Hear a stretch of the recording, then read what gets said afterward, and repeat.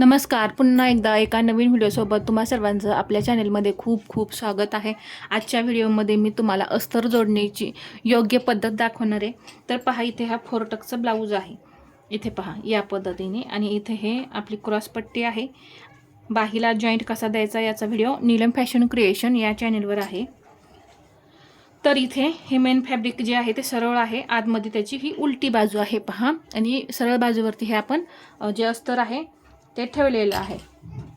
आणि इथे हा पाठीमागचा भाग आहे पहा या पद्धतीने. तर कोणत्या टिप्स वापरायच्या असतात ते मी तुम्हाला सांगणार आहे. तर इथे सर्वात पहिल्यांदा जे नवीन शिकणारे असतात त्यांच्यासुद्धा ही क्रॉसपट्टी जी आहे ती एकाच बाजूची होते. तर ती एका बाजूची होऊ नये यासाठी आपल्याला कोणत्या टिप्स वापरायच्या आहेत हे मी सांगणार आहे. तर इथे हे दोन्ही क्रॉसपट्ट्या ज्या आहेत यावरती ह्या अस्तरच्या क्रॉसपट्ट्या आहेत. तर यातली एक जी क्रॉसपट्टी आहे ती उचलून याच्या इथे पहा, हे जे मेन फॅब्रिक आहे इथे दुसऱ्या क्रॉसपट्टीखाली इथं ठेवायचं, आणि ह्या ज्या आहेत सरळ असे याचे 2 भाग करायचे. म्हणजे ही क्रॉसपट्टी एक मेन फॅब्रिक अस्तर, हे मेन फॅब्रिक आणि अस्तर असं होणार आहे. अस्तरची क्रॉसपट्टी मेन फॅब्रिक सरळ असते त्याच्यावरती आली पाहिजे, म्हणजे नीड भाग जो असतो त्यावरती आली पाहिजे. आता हे जोडून घ्यायचं.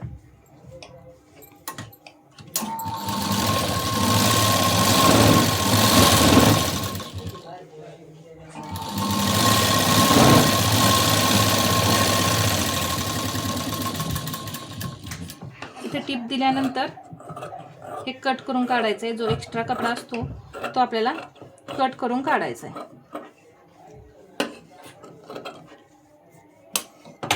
आता हे जे शिलाई मार्जिन आहे हे इथेच ठेवायचं, इकडेच आलं पाहिजे, असं आतमध्ये वगैरे गेलं नाही पाहिजे, या साईडला असलं पाहिजे.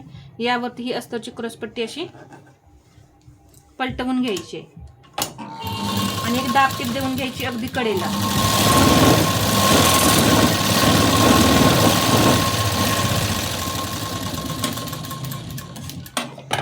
ठीक आहे. आता ही अशी आतमध्ये फोल्ड करायची. आता इथे तुम्ही नकाने असं प्रेस करा, इस्त्री करा, काहीही चालेल, आणि असेच ठेवली तरी सुद्धा चालेल, आणि शिलाई दिली तरी सुद्धा चालते. आता इथं हा कॉटनचा कपडा आहे, इथं शिलाई काठाला न देता सुद्धा अगदी व्यवस्थित बसली. पण मी एक शिलाई देऊन घेणार आहे. ज्यांना शिलाई आवडत नाही तिथं दिली नाही तरी चालेल.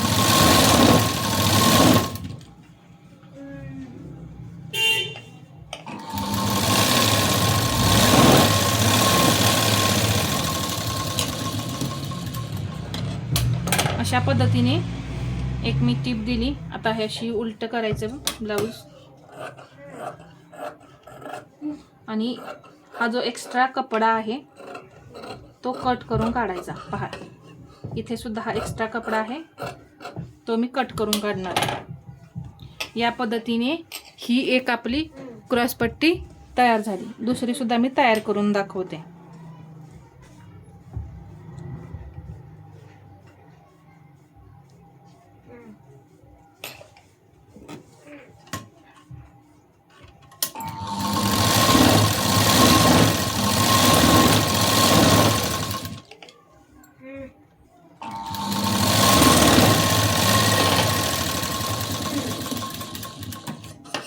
हे जे काही एक्स्ट्रा असेल ना ते लगेचच कट करून काढायचं. हे ठेवायचं नाही, नाहीतर फिनिशिंग दिसत नाही पहा. ते मग इथं आतमध्ये अडकतो कुठंतरी कपडा, मग थोडंसं गोळा झाल्यासारखं वगैरे दिसतं.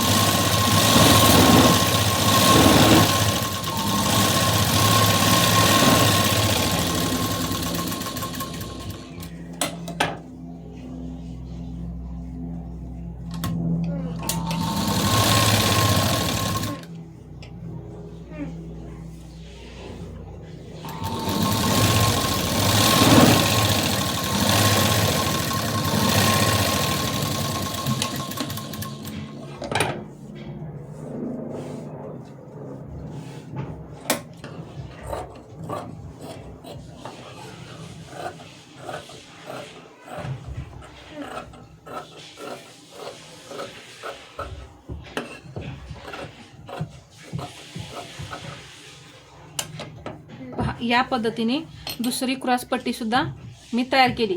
तर पहा, अशा समोरासमोर या दोन्ही सुद्धा क्रॉसपट्ट्या तयार झाल्या. इथे सुद्धा असं हे ठेवून पाहायचं बरोबर आहे का, तर इथे पहा हे बरोबर आहे. आता हे फोरटक्सचे जे पार्ट आहेत वरचे ते तयार करायचे. तर याच्यावरती मार्किंग आहे आणि याच्यावरती नाही आहे दुसऱ्या भागावरती. तर काय करायचं आहे पहा, हे मेन फॅब्रिकचा एक भाग जो आहे तो बरोबर असा मी उचलला. हा जो पार्ट आहे वरचा तो इथे ठेवला पहा खालच्या पार्टवरती, आणि हा जो पार्ट आहे तो असा या बाजूला आतमध्ये ठेवून घेतला. ठीक आहे, असे हे समोरासमोर. आता इथं तुम्ही पाहू शकता हे जे हुकलूक पट्टीचे भाग आहेत ते असे समोरासमोर आले पाहिजेत, तरच पहा हे एका साईडची होत नाहीत. आता हे शिवायचंय, तर थोडंसं मी असं वरती घेते पहा, आणि इकडे सुद्धा या पद्धतीने हा घेते भाग. एकदा सेट करून घ्यायचा. जर तुम्हाला इथे हा कपडा सुळसुळीत वाटत असेल तर तुम्ही पिन लावून घ्यायचे, म्हणजे कपडा अजिबात निसटत नाही. आता इथे शिवून घेऊ. कधीही कोणताही पार्ट जोडताना हा जो हात असतो ना आपला तो असा अस्तरवरती ठेवायचा आणि इथे शिलाई घेऊन घ्यायची एकदम कडेला. पहा मी अजिबात हात हलवलेला नाही. आता हा हात उचलून परत हे कापड व्यवस्थित असं पसरवून असं ओढून घ्यायचं, म्हणजे कुठेही चुनी वगैरे येणार नाही याची काळजी घ्यायची. असं केल्यामुळे काय होतं, कुठेही घोळ येत नाही किंवा कपडा फुगीर वगैरे होत नाही. आता इथे मी हात ठेवलाय, हा एकदम कडेला असं मी टीप देऊन घेते. याचा काय फायदा होतो, आपलं जे आतमधलं कापड आहे ते हलत नाही, मेन फॅब्रिक जे आहे ते हलत नाही. आता हा दाब असाच ठेवला पहा. हे मी असं या पद्धतीने इथे हात ठेवला, हा हात इथे ठेवून पहा इथे शिलाई देऊन घेतली. परत हा पार्ट असा फिरवला. आता सुद्धा हा पार्ट असा घोळ येऊ नये म्हणून असा हात फिरवून घ्यायचा.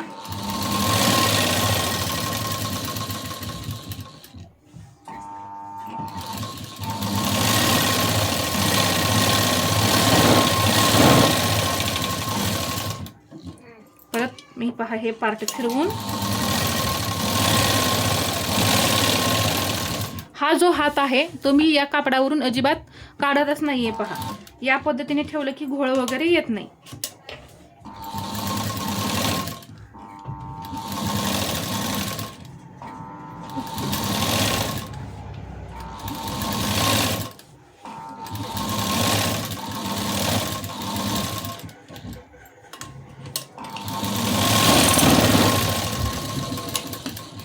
हा आपला पार्ट तयार झालाय. तर या बाजूने बघा एकदम प्लेन असा हा तयार झालाय, कुठेही तुम्हाला फुगल्यासारखं वगैरे दिसणार नाही. आता हे कट करून मग आणखीन एकदम फिनिशिंग दिसेल. पहा जे मेन फॅब्रिक आहे ते या पद्धतीने कट करून काढते. पहा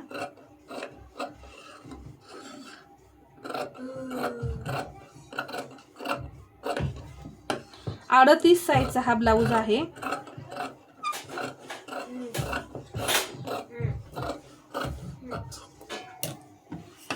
तर हे साईडनं आपण हे कट करून काढूया. तर याच साईजचे मी 2 कटोरीचे ब्लाऊज शिवणार आहे आणि एक फोरटक्स ब्लाऊज स्टिच करायचं आहे. एकाच कस्टमरचे आहेत, पण एक फोरटक्स शिवायला सांगितलंय आणि 2 कटोरी. पहा कुठेही तुम्हाला फुगा वगैरे दिसणार नाही. खूप सुंदर असा हा आपला पार्ट तयार झालाय. पहा याच पद्धतीनं मी हा दुसरा पार्ट तयार करून घेते, मग बॅक पार्ट कसा तयार करायचा हे सांगते. तर इथे पहा हा मी दुसरा पार्ट तयार करून घेतला आहे आणि हा पण पहिला पार्ट तयार करून घेतला होता, हे मार्किंग केलेला. आता हे जे टक्स आहेत ते आपल्याला इकडे उमटवायचे आहेत. तर पहा इथे हा टक्स आहे, डबल मार्किंग करून घेणार आहे मी, कारण त्या पार्टवरती आपलं हे उठलं पाहिजे मार्किंग, यासाठी इथे हा टक्स घेणार आहे. आणि पहा इथे हा टक्स आहे, इथून मी हा असा घेणार आहे, हा नाही घेणार आहे. ठीक आहे, हे टक्स मी असे चारी उमटवून आता हे डार्क मार्किंग करून घेतलंय. आता हा पार्ट असाच यावरती ठेवायचा. पहा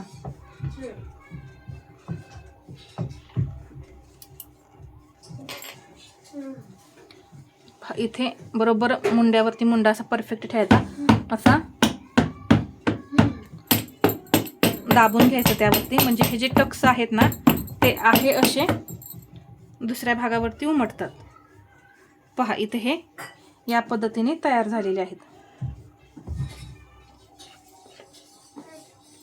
आणि हा वाला टक्स आपण घेणार होतो पहा.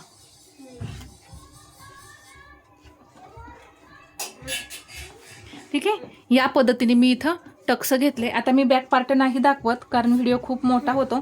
बॅक पार्ट आपल्याला आहे असा जोडून घ्यायचा आहे कारण गोट मारायचा आहे आपल्याला आणि कंबरपट्टी आपल्याला लावायची.